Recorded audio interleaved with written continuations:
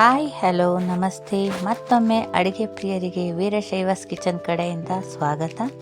ಈ ದಿನ ನಾವು ಉದ್ದಿನ ಇಡ್ಲಿ ಅಥವಾ ಉದ್ದಿನ ಕಡುಬು ಅಥವಾ ಗಣೇಶ ಹಬ್ಬದಲ್ಲಿ ಮಾಡುವಂಥ ಖಾರ ಕಡುಬನ್ನು ಹೇಗೆ ಮಾಡೋದು ಅಂತ ಹೇಳ್ಕೊಡ್ತೀನಿ.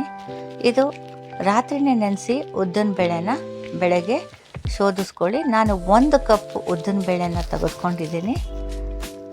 ಹಾಗೆ ಅದನ್ನು ಹಿಂಗಾಗಿ ರುಬ್ಬಿಕೊಳ್ಬೇಕು. ನಂತರ ಇಡ್ಲಿ ಸೂಜಿ ರವೆ ಬರುತ್ತಲ್ಲ, ಅದನ್ನು ತಗೊಂಡು ಅದನ್ನು 1 ಕಪ್ಪು ಹಾಕಿ ಇದನ್ನೊಂದು 5ರಿಂದ 10 ನಿಮಿಷ ನೆನೆಯಕ್ಕೆ ಬಿಡಬೇಕು. ಸೊ ಇದು ನೆನೀತಾ ಇರಲಿ. ಈಗ ಇಡ್ಲಿ ಹೆಲ್ತ್ಗೂ ಒಳ್ಳೆಯದು, ಏಕೆಂದರೆ ಉದ್ದನ್ನ ಮಕ್ಕಳಿಗೆ ಹೆಚ್ಚು ತಿನ್ನಿಸ್ತಾ ಇದ್ದರೆ ಸ್ಟ್ರೆಂತ್ ಇರುತ್ತೆ ಮೂಳೆಗೆ ಅಂತ. ಸೊ ಈಗ ನಾವು ರುಬ್ಬಿಟ್ಟಿಟ್ಕೊಂಡಂಥ ಹಿಟ್ಟನ್ನು, ಉದ್ದಿನ ಹಿಟ್ಟನ್ನು ಹಿಂಗಾಕಿ ರುಬ್ಕೊಂಡಿದ್ವಿ ಅಲ್ಲ, ಅದನ್ನು ಇಲ್ಲಿ ಹಾಕ್ಕೊಳ್ಳೋಣ. ಹಾಗೆ ಮೆಣಸು ಮತ್ತು ಜೀರಿಗೆಯನ್ನು ಕುಟ್ಕೊಳ್ಳೋಣ. ಸ್ವಲ್ಪ ಪೌಡ್ರ್ ಥರ ಮಾಡಿಕೊಂಡು, ತೀರಾ ಪೌಡ್ರು ಬೇಡ, ಸೊ ತರಿಯಾಗಿ ಸ್ವಲ್ಪ ಕುಟ್ಕೊಂಡು ಇದನ್ನು ಕೂಡ ನಾವು ಉದ್ದಿನ ಹಿಟ್ಟಿಗೆ ಬೆರೆಸ್ಕೋಬೇಕಾಗತ್ತೆ. ಈಗ ನಾವು ನೆನೆ ಹಾಕಿದ್ವಲ್ಲ ಇಡ್ಲಿ ಸೂಜಿ ರವೆ, ಅದನ್ನು ಹಾಕ್ಕೋಬೇಕಾಗತ್ತೆ. ನೋಡಿ ಈಗ ಎಷ್ಟು ಸ್ಮೂತಾಗಿ ನೆಂದಿದೆ. ಸೊ ನಾವು ಕುಟ್ಟಿಟ್ಕೊಂಡಂಥ ಪುಡಿಯನ್ನು ಮತ್ತು ಕಾಯಿ ಪೀಸ್ ಟೈಪಲ್ಲಾರು ಮಾಡ್ಕೊಳ್ಳಿ ಅಥವಾ ಕಾಯಿ ತುರಿನಾರು ಹಾಕ್ಕೊಳ್ಳಿ. ಆಲ್ಮೋಸ್ಟ್ ಕಾಯಿ ತುರಿ ರುಚಿನ ಸ್ಪ್ರೆಡ್ ಮಾಡುತ್ತೆ, ಹಾಗಾಗಿ ಅದೇ ಒಳ್ಳೆಯದು. ಹಾಗೆ ಸಣ್ಣದಾಗಿ ಹೆಚ್ಚಿದ ಕೊತ್ತಂಬರಿ ಸೊಪ್ಪು, ರುಚಿಗೆ ತಕ್ಕಷ್ಟು ಉಪ್ಪು, ಇವುಗಳನ್ನೆಲ್ಲ ಹಾಕಿ ಚೆನ್ನಾಗಿ ಮಿಶ್ರಣ ಮಾಡಿ ಇಡ್ಲಿ ಬ್ಯಾಟರ್ ಅದಕ್ಕೆ ರೆಡಿ ಮಾಡ್ಕೊಳ್ಳಿ.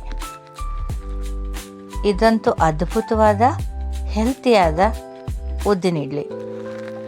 ಆಗಾಗ ಒಂದೇ ಥರ ಇಡ್ಲಿ ಮಾಡ್ಕೋಬೇಕು ಅನ್ನುವಾಗ ನೀವು ಈ ರೀತಿ ಇಡ್ಲಿಗಳನ್ನ ಕೂಡ ನೀವು ಮಾಡಿದ್ರೆ ತುಂಬ ಟೇಸ್ಟಾಗಿರುತ್ತೆ. ಮನೆಯಲ್ಲೂ ಕೂಡ ಎಲ್ಲರೂ ಕೂಡ ಇಷ್ಟಪಡ್ತಾರೆ. ನೋಡಿ ಈಗ ರೆಡಿಯಾಗಿದೆ. ಸೊ ಈಗ ಬೇಯಿಸ್ಕೊಳ್ಳೋಣ. ನಮ್ಗೆ ಇನ್ನೊಂಚೂರು ಖಾರ ಬೇಕು ಅನ್ನೋದಾದರೆ ಪುಡಿನ ಇನ್ನೊಂದು ಸ್ವಲ್ಪ ಉದುರಿಸ್ಕೋಬೋದು. ಸೊ ಇಡ್ಲಿನ ಬೇಯಕ್ಕೆ ಹಾಕ್ಕೋಬೇಕು. ನಾವು ಸಾಮಾನ್ಯವಾಗಿ ಗೌರಿ ಗಣೇಶ ಹಬ್ಬದಲ್ಲಿ ಜಾಸ್ತಿ ಮಾಡ್ತಾ ಇರ್ತೀವಿ, ಯಾಕೆಂದರೆ ಗಣೇಶ ಕಡುಬು ಅಂತಲೇ ಇದನ್ನು ನಾವು ಕರೆಯೋದು ಜಾಸ್ತಿ. ಇದಕ್ಕೆ ಯಾವುದೇ ಸೋಡಾ ಏನೂ ಹಾಕಬೇಡಿ. ತುಂಬ ಚೆನ್ನಾಗಿ ರುಬ್ಬಿದ್ರೆ ಅದೇ ಉದುಗ್ ಬರುತ್ತೆ, ಆಗ ನಿಮಗೆ ಟೇಸ್ಟ್ ಚೆನ್ನಾಗಿರುತ್ತೆ. ಇದಕ್ಕೆ ನಾವೇನು ಸಮಯ ಕೊಡೋದು ಬೇಕಿಲ್ಲ ಈಸ್ಟ್ ಬರೋದಕ್ಕೆ, ಹಾಗೆಯೇ ಇದನ್ನು ರೆಡಿ ಮಾಡ್ಬೋದು.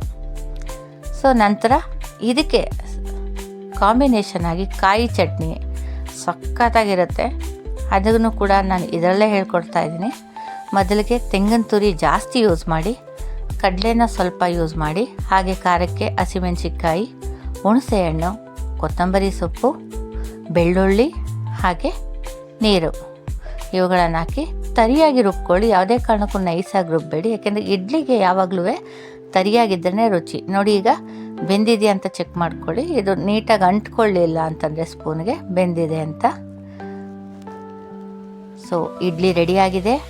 ನೀವು ಕೂಡ ಇದನ್ನು ಒಮ್ಮೆ ಟ್ರೈ ಮಾಡಿ ಹೇಗಿತ್ತು ಅಂತ ಮೆಸೇಜ್ ಬಾಕ್ಸಲ್ಲಿ ಹಾಕಿ. ಇನ್ನೂ ಕೂಡ ಯಾರು ಸಬ್ಸ್ಕ್ರೈಬ್ ಮಾಡ್ಕೊಂಡಿಲ್ಲ ದಯವಿಟ್ಟು ಸಬ್ಸ್ಕ್ರೈಬ್ ಮಾಡ್ಕೊಳ್ಳಿ.